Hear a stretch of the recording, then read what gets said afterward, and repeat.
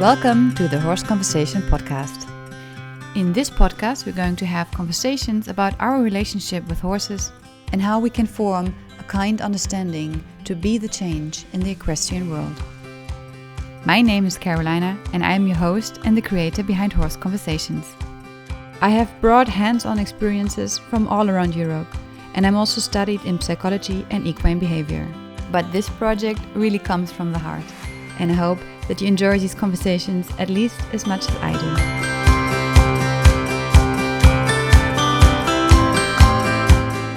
do. Welcome to the second episode from the Horse Conversation podcast.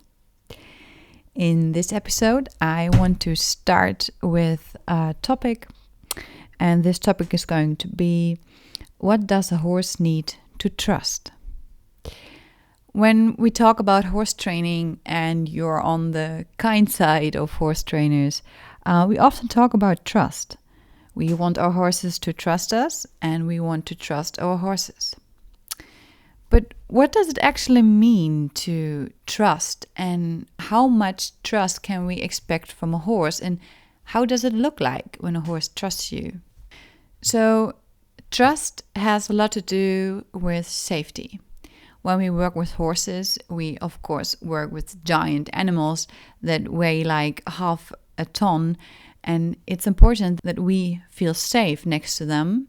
And when you work with horses, you soon realize that this safety also comes from the horse that trusts the human, because a horse that feels trust is more safe.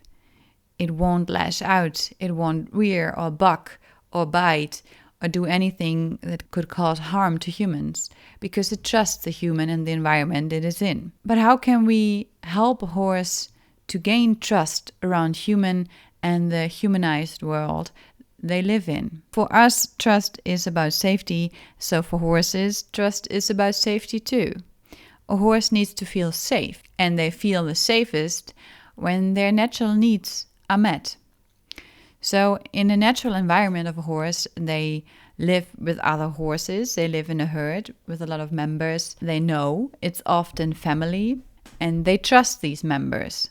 And they do so not because they had some kind of contract or they made an assessment of, hey, how are you and what are you doing in life, and let's see. This is really more about knowing each other very well, being able to read body language, but also to express oneself in body language. It's about making the right decision when it comes to resources and safety.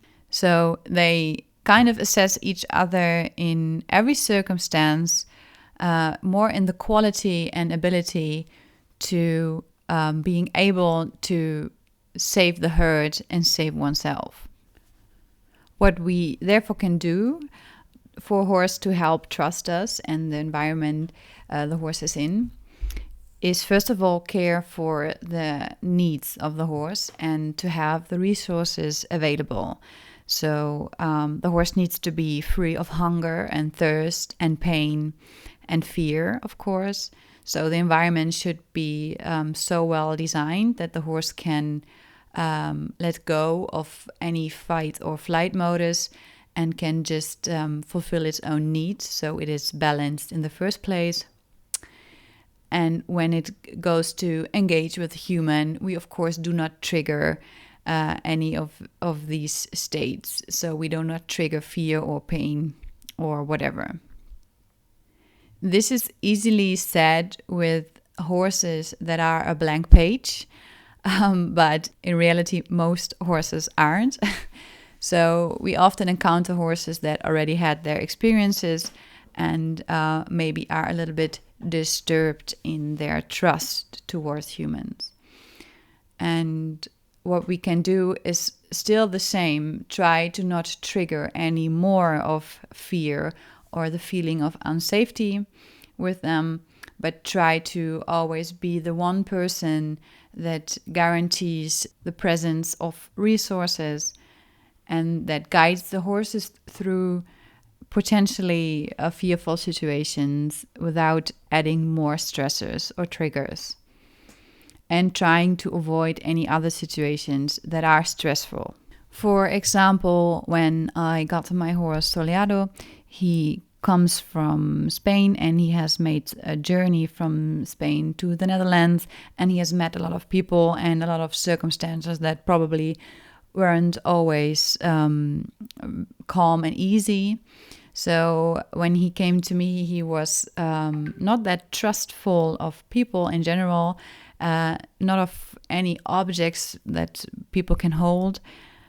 So what I did to help him trust me, there's some ingredients that all horses can help. And first of all, it's time, to give the horse time. And that is not only, it takes a few weeks before a horse gets used to you, but it's also the time at this very moment.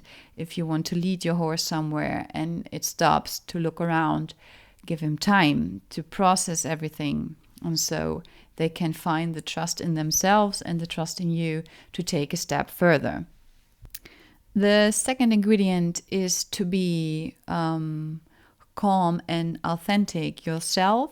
So when the horse looks at you and checks you out for body language and your emotional state, they want to see a congruent human, someone who is in tune with itself, who has both feet on the ground.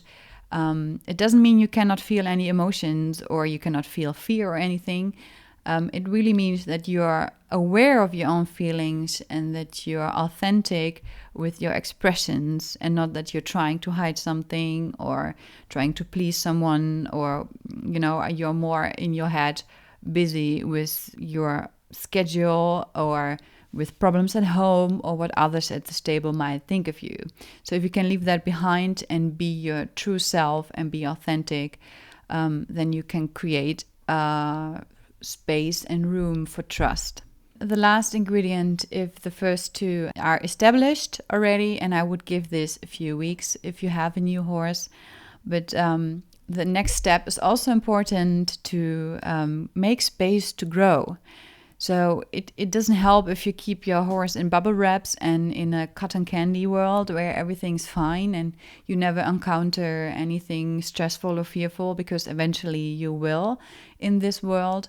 So to establish methods and ideas how to deal with stress, you can start doing this in a training setting, maybe in an arena where you both feel comfortable already.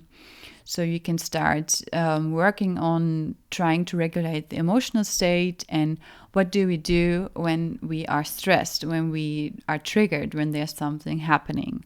And you can first practice this so your nervous system and your autonomic system gets used to it. What do we do?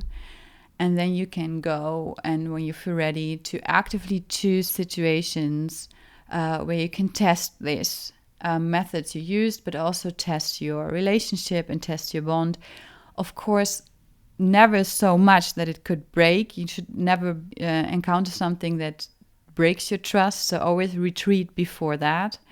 But if you feel ready, you can go outside. You can test with plastic tarps or anything to see how your horse will react on it, if they will trust you to never go above threshold. And if you really never go there, you will certainly see the trust increase every time.